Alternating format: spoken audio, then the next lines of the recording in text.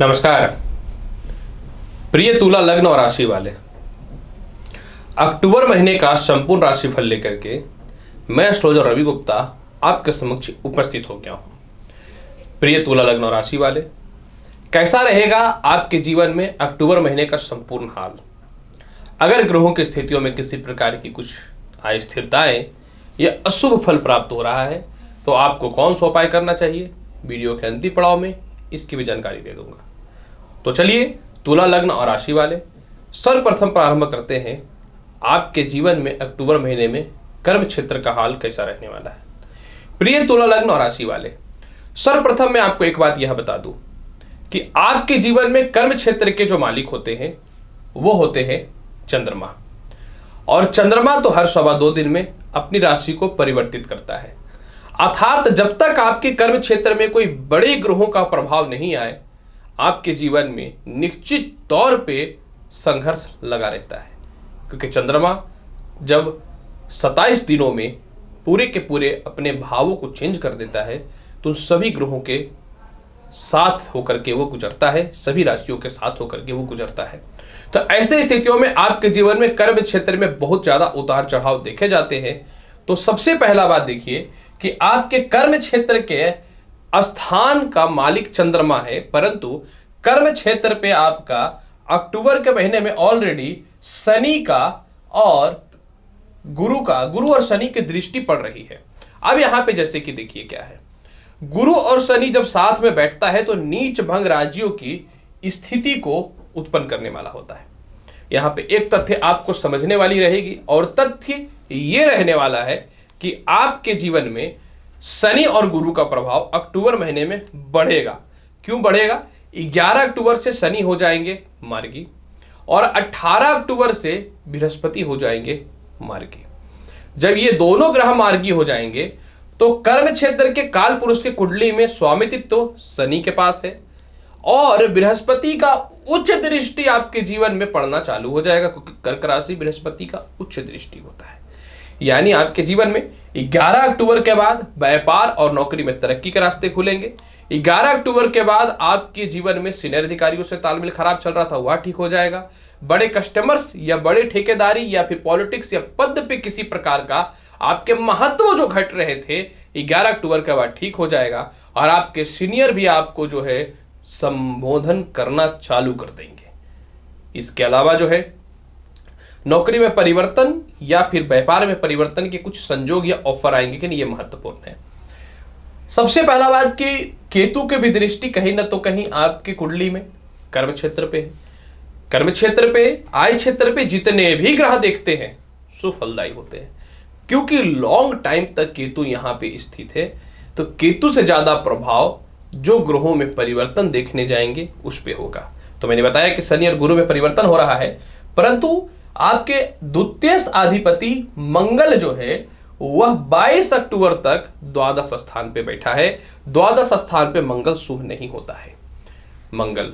अब यहां पे देखिए क्या हो रहा है, 22 अक्टूबर तक बहुत बड़े कोई जॉब के अपॉर्चुनिटी या व्यापार के अपॉर्चुनिटी आपके जीवन में परिवर्तन से रिलेटेड तो नहीं आने वाले हैं। 22 अक्टूबर के बाद नौकरी और व्यापार में बड़े बदलाव का योग दिखेंगे। नौकरी और बदलाव के अलावा आपके जो कलीग्स हैं, व्यापार में कुछ अच्छे कस्टमर्स हैं जिन लोगों से तालमेल जो खराब हो चुके थे 22 अक्टूबर के बाद आपके ठीक हो जाएंगे। और सबसे महत्वपूर्ण बात है, यह नहीं है कि 22 अक्टूबर तक सिर्फ मंगल जो है आपकी कुंडली में लग्न में विराजमान हो जाएगा।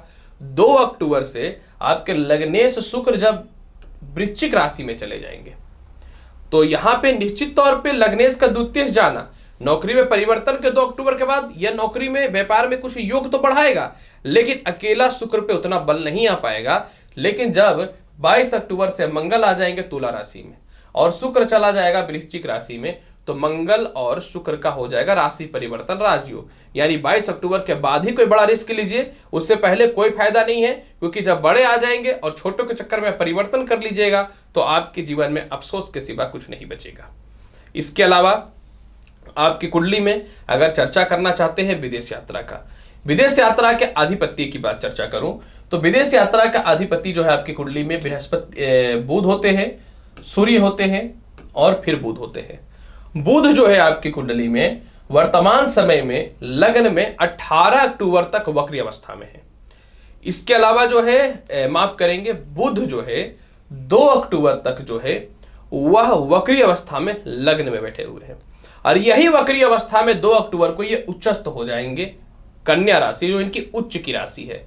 अतः एक चीज तो समझने वाली बात है तुला लग्न वाले कि 2 अक्टूबर के बाद विदेश जाने की संभावनाओं में वृद्धि देखने को मिलेंगे, परंतु कानूनी कार्रवाई में विदेश यात्राओं में किसी प्रकार का ग्रीन कार्ड, वीजा या डॉक्यूमेंट से रिलेटेड किसी प्रकार की कोई समस्याएं अगर हो रही हैं तो आपकी कुंडली में कहीं ना तो कहीं 22 अक्टूबर तक इसमें बहुत बड़ा निपटारा तो नहीं मिलेगा।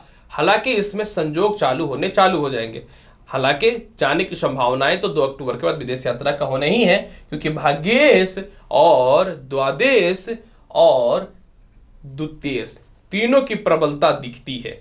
यानी भाग्येश का और द्वितीयश का यहां पे संजोग भी 22 अक्टूबर तक हो जाएगा द्वादश स्थान पे, तो विदेश यात्राओं का योग बनता है, इसमें कोई शक नहीं है। अगर आय और धन की बात करें, कर्ज की भी चर्चा तो अवश्य कर दूंगा इसमें। आय स्थान के अधिपति आपकी कुंडली में सूर्य, जो ऑलरेडी 17 तारीख तक द्वादश स्थान पे है। हालांकि 2 अक्टूबर को बुध जो है ये कन्या राशि में प्रवेश करेंगे, तो सूर्य और बुध का बुधादित्य योग आपके जीवन में बन जाएगा। लेकिन समझने वाली यहां पे एक बात यह है कि बुध कन्या राशि में भी द्वादश स्थान पे है, और 17 अक्टूबर से जो है ये तुला राशि में आएंगे तो फिर नीच के रहेंगे। यानी 17 अक्टूबर तक आय के योगों में तो वृद्धि दिखता है, लेकिन 17 अक्टूबर के बाद भी क्योंकि आय में कमी, बड़े इन्वेस्टमेंट से बचने चाहिए और संघर्ष बहुत करना पड़ेगा धन के लिए। विदेशों से एक्सपोर्ट इंपोर्ट भी घटेंगे आपके इस समय पे, और आपके कर्ज अधिपति बृहस्पति 18 अक्टूबर तक जो है यह वक्री है, तो कहीं ना तो कहीं 18 अक्टूबर के बाद आपके कर्ज की मुक्ति के रास्ते खुलने चालू हो जाएंगे। लेकिन 17 अक्टूबर से आय घट जाएंगे, तो इस महीने आपका आय और कर्ज की स्थितियों में बहुत बढ़िया मैं देख रहा हूं संजोग नहीं बन पा रहा है। तो मैं यही बोलूंगा कि आप थोड़ा सावधान रहिएगा, सोच समझ के खर्च कीजिएगा, नहीं तो दिक्कतों का सामना करना पड़ सकता है। धन सेव भी होने की स्थितियों का स्थान पे देखिए, यहाँ पे केतु बैठा हुआ है, और इसके अधिपति मंगल जो है ये भी 22 अक्टूबर तक द्वादश स्थान पे है। यानी 22 अक्टूबर के बाद ही धन संचय होगा। यानी अक्टूबर के महीने में तुला राशि वाले बहुत संघर्ष करना पड़ेगा इनकम के लिए, याद रखिएगा, और धन संचय भी नहीं होने वाला है, तो आपको सावधान रहने की आवश्यकता है। और कर्ज की स्थितियां भी 18 अक्टूबर तक कुछ विशेष नहीं है, तो कर्ज लेने से भी बचिएगा। स्पष्ट तौर पर बता दिया हूं, कुछ नहीं छुपाया हूं, अच्छा लगे या बुरा लगे। दाम्पत्य जीवन और लव रिलेशन की चर्चा करेंगे। दाम्पत्य जीवन कारक मंगल, जो द्वादश स्थान पे बैठ के अपनी 8वीं दृष्टि से अपनी स्वयं की राशि को तो देख रहे हैं।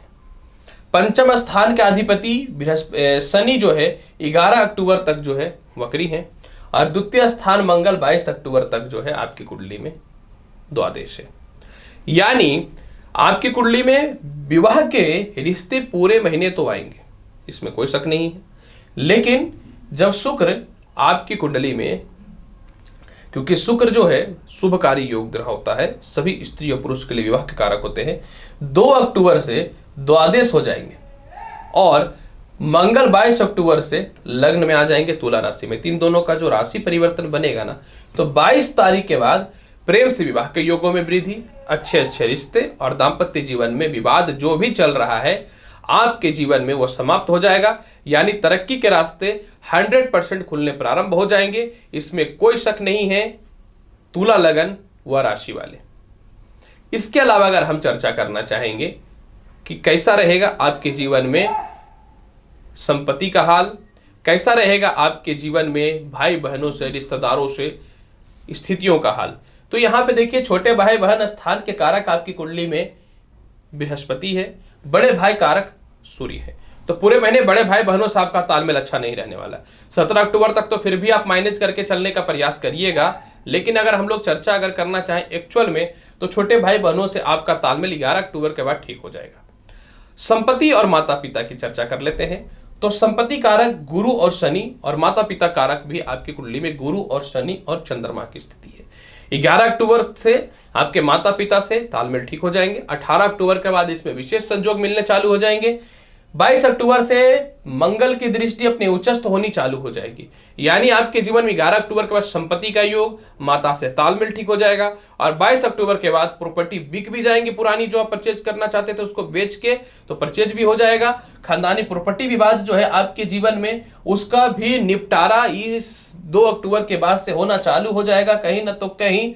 और सबसे महत्वपूर्ण बात क्या है कि संपत्ति मामले में समय बढ़िया है, लेकिन मैं फिर भी बोलूंगा आय की स्थिति ठीक नहीं है, तो आप संपत्ति से लेकर के हर चीजों पे इन्वेस्ट करने से पहले बचिएगा। नहीं तो फिर अगर कर्ज बढ़ता है तो ये मत बोलिएगा कि क्यों नहीं बताए थे। संतान और शिक्षा की बात कर लेते हैं, इसी में हम लोग लॉटरी सट्टा शेयर मार्केट की भी चर्चा कर लेंगे। संतान और शिक्षा का कारक शनि 11 अक्टूबर से हो जाएंगे मार्गी। 11 अक्टूबर के बाद उच्च शिक्षा के योग बन जाएंगे। 11 अक्टूबर का संतान कंसीव होने का योग बन जाएंगे। 11 अक्टूबर के बाद फिर जो है आपके जीवन में शिक्षा में बढ़ोतरी का योग दिख जाएंगे। संतान से तालमेल भी ठीक हो जाएंगे। 11 अक्टूबर के बाद प्रथम संतान और इसके अलावा जो है 22 अक्टूबर के बाद द्वितीय संतान और 18 अक्टूबर तृतीय संतान के तरक्की के रास्ते भी खुल जाएंगे। लॉटरी सट्टा शेयर मार्केट का लाभ आपको 11 अक्टूबर से मिलना चालू हो जाएगा। अगर हम चर्चा करें आपके शत्रु स्वास्थ्य का, स्वास्थ्य कारक बृहस्पति 18 अक्टूबर तक ठीक नहीं है। 18 अक्टूबर के बाद आपका स्वास्थ्य की स्थितियों में सुधार देखने को मिलेगा और शत्रुता भी 18 अक्टूबर के बाद आपके जीवन में समाप्त हो जाएंगे। केस मुकदमा से रिलेटेड अगर बात करूं तो 2 अक्टूबर के बाद केस मुकदमा से आपको निपटारा मिलना चालू हो जाएगा, परंतु फिर भी सावधान रहने की आवश्यकता रहेगी क्योंकि सूर्य जो है यह 17 अक्टूबर तक और मंगल जो है 22 अक्टूबर तक द्वादश है, तथा केस मुकदमा बढ़ सकता है। तो तुला लग्न वाले, आपको पूरे महीने को बेहतर बनाने के लिए क्या करना चाहिए? पूरे महीने को बेहतर बनाने के लिए आपको जो है 17 अक्टूबर तक सूर्य को जल देना चाहिए। 22 अक्टूबर तक हनुमान चालीसा या फिर ओम हनुम हनुमते नमः मंत्र का जाप करना चाहिए और इसके अलावा जो 18 अक्टूबर तक ओम नमो भगवते वासुदेवाय मंत्र का जाप करना चाहिए। और पूरे महीने का अगर बात करूं तो शिवलिंग पे जल अवश्य चढ़ाना चाहिए। तो प्रिय तुला लग्न और राशि वाले, कैसा रहेगा अक्टूबर महीने का संपूर्ण हाल, इसकी संपूर्ण जानकारी मैंने आपके समक्ष प्रस्तुत किया है। उम्मीद करता हूं बताई गई जानकारी सब संतुष्ट होंगे। तो आप मेरे चैनल पर नए हैं तो चैनल को लाइक करिए, शेयर करिए, सब्सक्राइब करिए। मिलूंगा अगली वीडियो में और महत्वपूर्ण और ज्ञानवर्धक जानकारी के साथ। तब तक के लिए नमस्कार, अच्छे से रहिए, धन्यवाद।